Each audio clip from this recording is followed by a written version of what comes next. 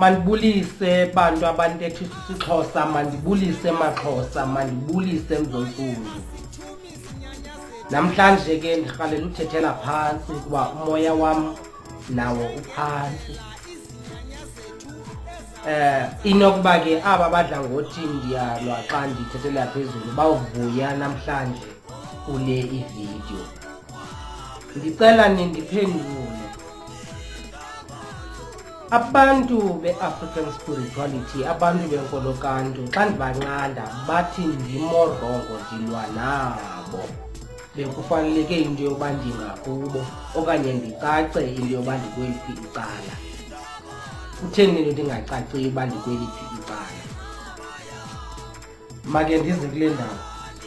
Wake wamva umama uNomathamsanqa Rhweqana xa ethandaza athi ndithandazela amaKrestu, okanye xa umuntu efowunile enengxaki ambuze uba ungumKrestu na? Umama uRhweqana ukuze ingxaki yakho athandazele ingxaki yakho.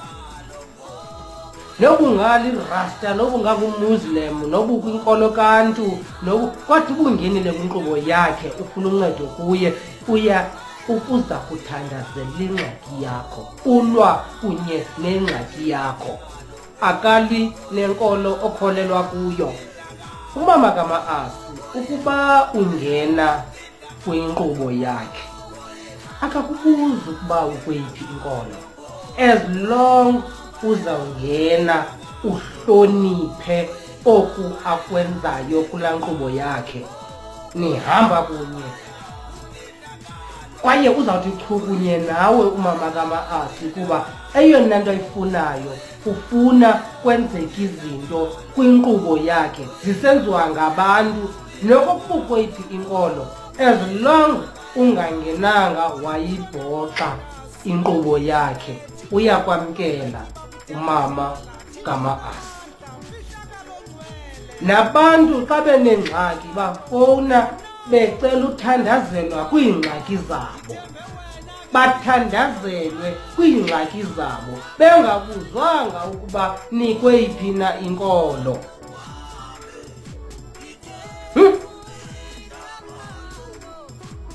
Omhlanje make ndibuye umva. Ootata bethu bebevuke kuseni ngecawe baye emizini notywala. Oomama bethu bavuke kuseni bahlambe, basihlambe, bathi masihambeni siye ecaweni. Xa sibuye ecaweni oomama bethu baphekele ootata bethu. Abuye utata etywaleni eqhuba amatakane. Ufika ukutya kushushu apha endlini, anike ukutya utata atye. Ngexesha lokhula kwam andikhumbuli nomnye umntu ongutata owake wabetha inkosikazi eyibethela ukuba iye nabantwana ecaweni. Ebehamba aziyele etywaleni yena umntu ongutata. Zawudibana emva kwemini, nalapho xa zidibana ufika umntu ongutata ahlale phantsi alindele ukutya. Abuze inkomo ziphelele, iigusha ziphelele, iibhokhwe ziphelele. Ukuba zonke ziphelele athi nisebenzile bantwana bam, awugqibalayo.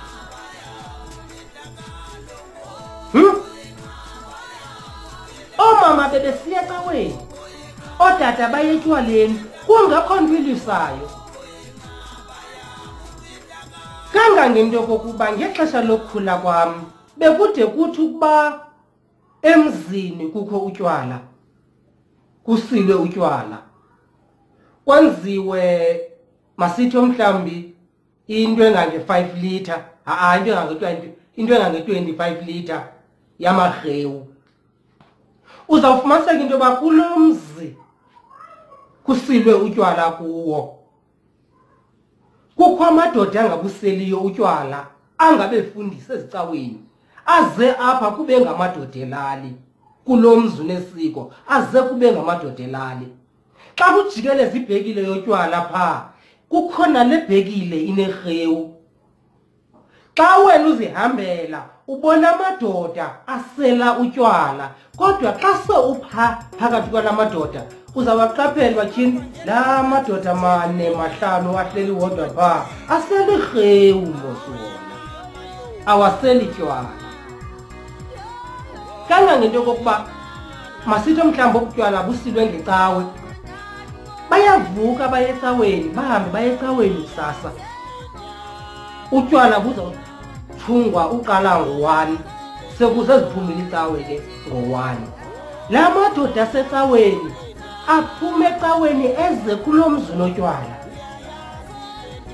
kulo mzi unesilo, aza njengamadoda elali, akezi njengamaKrestu. Nela siko alenziwanga ngokwenkolo kaNtu okanye ngokwakhe nayiphi inkolo, lenziwe ngokwesiduko. Uba kukwavambane ngoovambane benze into yoovambane engenanto kwenza nankolo, yinto yoovambane yesiko. La madoda elali aphume ecaweni, aphumeze apha, aza kunika ibhekile yerhewu, asele ibhekile yerhewu. Lo gama amadoda asela utywala eza kusela utywala wona. Kwakungekho nto ilwisayo. Into yoba ungumKrestu yayiyinto yobuzazele wena uba mna ndingumKrestu. UbuKrestu ibikukuzazela. Nanjengento yokubana ngoku ndikwenzela umzekelo ngaba basasazi benkolo yobuKrestu emhlobo wenene. Emhlobo wenene abasasazi benkolo yobuKrestu abathuki inkolo kaNtu. Okwesibini, ababuzi bantu banikwe iphi inkolo, bayabanceda kwiindawo ekufuneka abantu bencedwe kuzo. Naw khawuzibuze ke ngokuba ubhadlile napha entloko xa ugxeka ubuKrestu. Zibuze wena, sorry, kodwa age yandivumela ndithetha hlobo ndithetha ngalo, but I'm sorry. Zibuze uba funeka uzibuze wena, ndibhadlile xa ndithuka ubuKrestu. Ngokomgaqo siseko walapha eSouth Africa sineenkolo ezahlukahlukeneyo ezamkelwe ngurhulumente ovotelwe sithi, nanjengento yokokuba kwii-languages sinee-languages zi-11 nakanene, I think zi-11 ii-languages ezisemthethweni kweli lizwe. Sineenkolo ezisemthethweni eziquka inkolo yobuKrestu, inkolo yobuMuslim, inkolo yobuBahayi, inkolo yobuHindu, inkolo kaNtu endingaqinisekanga ngayo into wayikhona na inkolo yobuRasta. Ezi nkolo zonke ziinkolo ezamkelwe ngurhulumente walapha eSouth Africa. Kwaye ke ngethamsanqa mna ngo-1996 ndandingumphangeli kwa-SABC, ndizihamba iisemina zenkolo kwa-SABC, nditreyinwa ngubawo uMandla Myeko nakwezo sasazo kwa-SABC. Ndandingasasazi but ndandiboniswa ukuba inkolo isasazwa kanjani. Ugogo lo uDr Novela wayengayi nakwezo semina zakwa-SABC, wayebhizi, yinto wayebhiziyo endingayaziyo. That's why wathi wawufika wayipotya yonke le nto intle yayikubuqondo SABC. Kuba u-SABC okokuqala mandiveze le ndawo, zavotelwa iinkolo ukuze zibe zinikwa ii-percentages.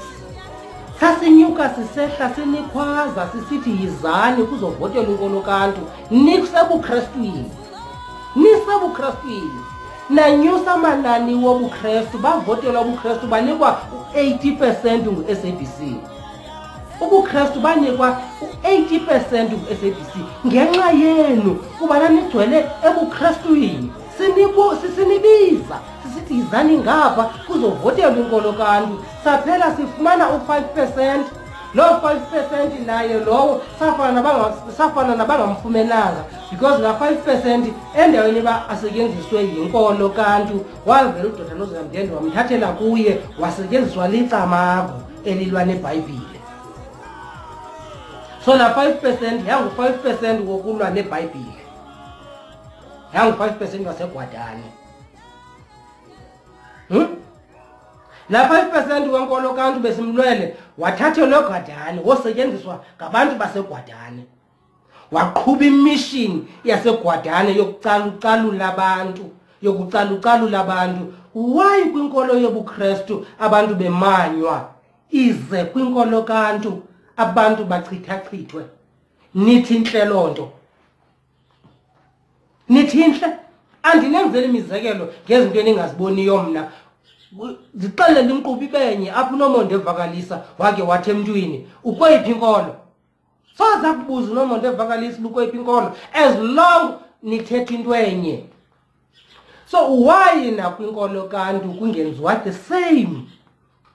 Sithetheni into enye, sibhekeni phambili, singajajani kuba kokakujajana ngexesha wena ulibele kujonga ukuthi amxolo ungqabalazile.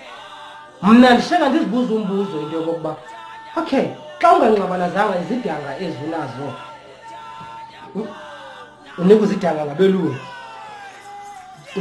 ngabelungu, emveni koko ubuyizo uthole kwinkolo kanti awungqabalazanga. And iBhayibhile mayigoduke, ugoduse iBhayibhile uvana nabelungu abakunika izidanga. Soze ubone kwinkolo yobuKristu kusenzeka impixano enjengale yenzeka kwinkolo kanti. Ngenxa yantoni? Abantu benkolo yobuKristu ba-spiritually matured. Ngokwe-spirituality ba-matured and baphinde babe matured mentally. Bawugqibe bayazi imbali. AmaKristu ayayazi imbali. That is why uzafumaniseka into yoba ilegacy yoba uNxiwa, ilegacy yomfundisi uJonga uyayibona xa umamela indlela ashumela ngayo nendlela enza ngazo inkqubo umfundisi uFaleni. Uyakwazi umbona into yoba ukwi-lineage yaba befundisi uthathe over wabheka phambili. Nomama kama-Asi uyakwazi ubona into yokokuba basahamba ngalaa mgca mnye wawushiywe ngomfundisi uNxiwa. Now yiza kwinkolo kantu ke ngoku ilegacy yobawo uNomenti yangcwatywa, ilegacy yoba uMandla Myeko yangcwatywa. Kwazothi gqi umuntu ongumama onlwa kakhulu neBhayibhile, ongafuni noyibona iBhayibhile. And ke ngoku esintwini uyathandabuzisa umuntu ongumama, ingakumbi ongumama abe neBhayibhile. Uyeva ndithi kuwe bebesithatha omama baye nathi ecaweni babebona ootata besiya etywaleni. Even nakuDr Nozela Mndende bekusenzeka the same. uDr Nozela Mndende bethathwa ngumama wakhe baye ecaweni, wade wazanyelwa imali zokufunda ngumama wakhe ezizama ecaweni. Wafunda wagqiba uDr Nozela Mndende, wafunda wagqiba wade waphinde wayiticha inkolo yobuKristu elandela ilegacy kamama wakhe. Now ke ngoku ngabantwana bobani aba abafaka umoya omdaka wokonyanya icawe? Ngabantwana bobani aba bafakwa imimoya emdaka yokonyanya icawe? Why singadevelophi indlela yokusebenzisana sizinkolo? Kuba kwa i-interfaith program nanjengomuntu wayeke wakwa SABC, I know these things in deep details. Bendihlala ii-meetings zakwa SABC engekho uDr Nozela Mndende. Kune-program eyabulawayo kwa SABC eyi-interfaith program apho kwakufuneka zonke inkolo zimane zidibana zixoxa zibonisana zintoni ezintle kwinkolo kanti, zintoni ezintle ebuKrestwini, zintoni ezintle kubuMuslim. Yadistroywa nguDr Nozela Mndende manje akafuna nokuyibona. Akafuna nokuyibona. Eyona program yayiza kwenza isizwe sibambane, iinkolo ziqondaqondane, wayidestroya nawo ke ngoku ndinengxaki bantu bakuthi xa niqhubekeka nisithi ndimorongo ndibe mna ndithetha ngamava. Ezi nto ndizithethayo ndizithetha ngamava. Asikho isizathu esibangela uba sikruthakrutane ngobunkolo kuba umdala kanankolo. Inkolo siyazikhethela. Nokuzayibiza ngoba yi-African spirituality or inkolo kantu, but uyazikhethela. Xa ndiwavala isicelo sam ngomoya phantsi ndiyasithoba, masiyisuse ingqondo yecawe esasikhonza kuzo. Sidinga ukuthuthuzelwa kusuke ingqumbo yecawe esasikhonza kuzo, kushiyeke thina sisithi silungele i-African spirituality.